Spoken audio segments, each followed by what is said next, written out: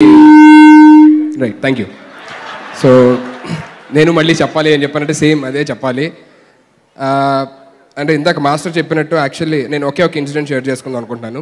ప్రదీప్ ఈ సినిమా చేస్తున్నప్పుడు last day of షూట్లోని తనకి చిన్న లెగ్ ఇంజురీ అయిందన్నమాట. ఆ ఇంజురీకి తను ఆల్మోస్ట్ ఇప్పటిదాకా సఫర్ అవుతున్నాడు.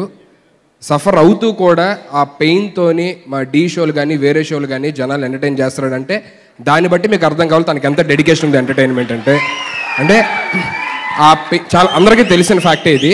సో ఆ పెయిన్ ఉండి కూడా తను ఇక్కడ నుంచి, అంటే ఇక్కడ పెయిన్ వస్తూ ఉంటుంది నించుంటే, డీ షోలో అన్ని గంటలు నించుంటే, డీ షో కానీ లేకపోతే వేరే సరిగమపా షో కానీ ఏ షో చేసినా సరే తను ఇప్పుడు నించోనే ఉంటుంది మ్యాక్సిమం షోస్ చేస్తే.